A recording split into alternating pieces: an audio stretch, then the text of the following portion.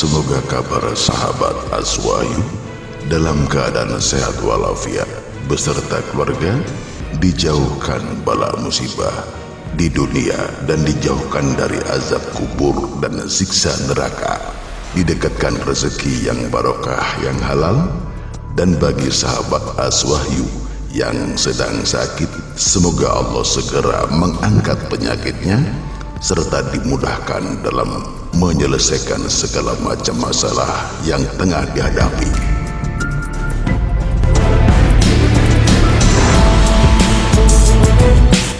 Sahabat channel Aswahyu, sebelum dilanjut, alangkah mulianya jika berkenan klik tombol jempol ke atas, tanda merah dan tanda lonceng.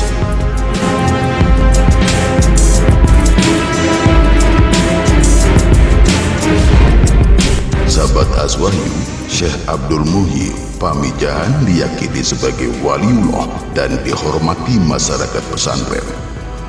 Ia merupakan mata rantai dan pembawa tarekat Satariyah yang pertama ke Pulau Jawa, lebih dikenal dengan nama Haji Karang, karena pernah uzlah dan khalwat ke Gua Karang. Di pintu gerbang makamnya yang terletak di Pamijahan Tasikmalaya tertulis Sayyiduna Syekh Al-Haji Waliullah radhiyallahu Abdul Muhyi, dilahirkan tahun 1650 di Mataram. Mataram di sini ada yang menyebut, tetapi ada juga yang menyebut Kerajaan Mataram Islam.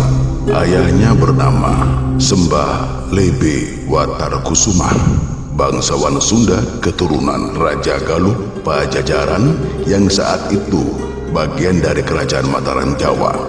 Ibunya bernama Raden Ajeng Tangan Ziah, keturunan bangsawan Mataram yang berjalur sampai ke Syekh Ainul Yakin Sunan Giri I.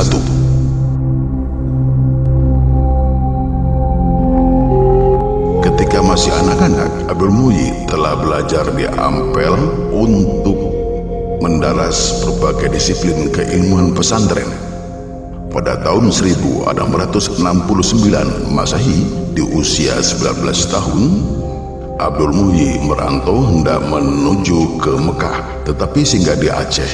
Di Aceh, Abdul Muhyi ternyata bertemu belajar kepada Tengku Syiah Kuala atau Syekh Abdul Rauf As-Singkili. Berbagai disiplin keilmuan dipelajari Abdul Muhyi di kota Aceh, termasuk tarekat Satariyah dari jalur Syekh Abdul Rauf sebagai guru besar Satariyah. Syekh Abdul Rauf ini berusaha mendamaikan wujudiyah dari Ibnu Arabi dengan tasawuf lain yang berkembang di kalangan masyarakat Islam.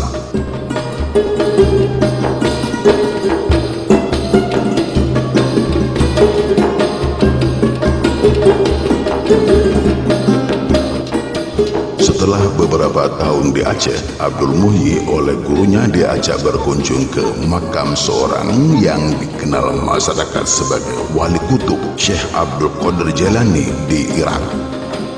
Perjalanan diteruskan ke Mekah dan Madinah untuk menunaikan haji. Abdul Muhyi kemudian belajar di Mekah, tidak berlangsung pulang. Di Mekah, Abdul Muhyi bertemu Syekh Yusuf Al-Makassari, dan diduga kuat Abdul Muhyi belajar juga kepada Ahmad Al-Kashaisi, Ibrahim Qurani, dan Hasan Al-Ajami, yaitu guru-guru dari Abdul Rauf As-Sangkili sendiri. Abdul Muhyi kembali dari Mekah menuju Ampel Denta pada tahun 1678 setelah mendapatkan ijazah untuk menjadi mursyid tarekat Satariyah dari gurunya. Sekembalinya dari Ampel Denta, sang ayah menikahkannya dengan putri bernama Ayu Bekta.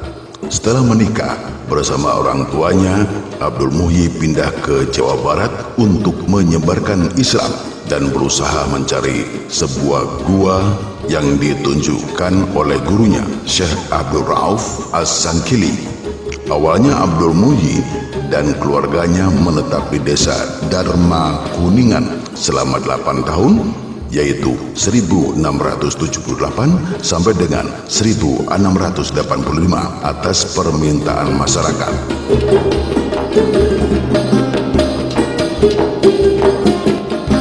Karena belum menemukan tujuan yang hendak dicari, sambil melakukan dakwah, Abdul Muhyi menuju ke Garut Selatan dan diminta masyarakat untuk tinggal di Pemempuk, Garut.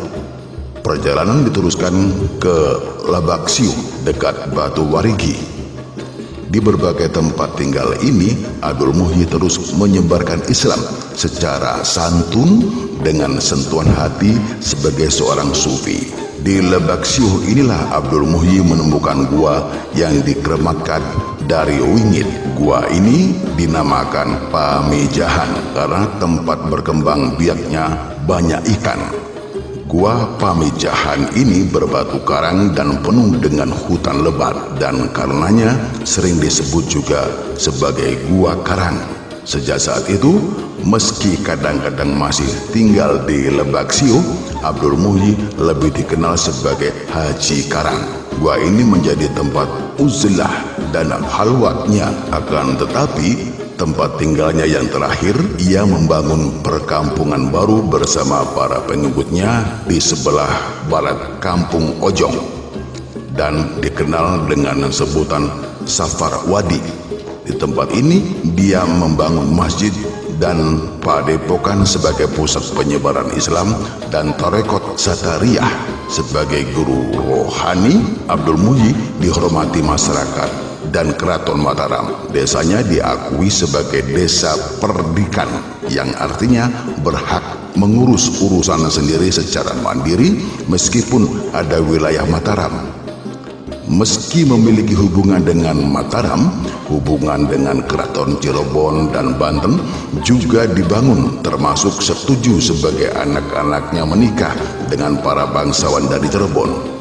Hubungan dekat juga terjadi dengan Kesultanan Banten, termasuk dengan guru rohani di Banten, yaitu Syekh Yusuf Tajul Halwaiti Al-Makassari, dan merupakan temannya ketika di Mekah. Ketika Syekh Yusuf bergerilya di hutan-hutan melawan Belanda akibat keberhasilan Belanda memecah Keraton Banten, Syekh Yusuf bersembunyi di tempat Syekh Abdul Muhyi. Di samping sebagai pendidik mujahid dalam menyebarkan Islam, seorang yang dikenal memiliki kemampuan linuwih, Abdul Muhyi juga seorang penulis. Dia menulis kitab dalam disiplin tarekat Satariyah. Tokoh ini meninggal pada tahun 1730 Masehi atau 1151 Hijriah dalam usia 80 tahun. Dia dimakamkan di Pamijahan, yaitu di Bantar Kalong, Tasikmalaya bagian selatan. Makamnya hingga saat ini menjadi makam yang sering diziarahi oleh masyarakat NU dan masyarakat Islam pada umumnya. Demikian ringkas tentang Abdul Muhyi, seorang tokoh ulama atau waliullah di zaman dahulu. Mudah-mudahan bermanfaat. Sekian, Assalamualaikum warahmatullahi wabarakatuh.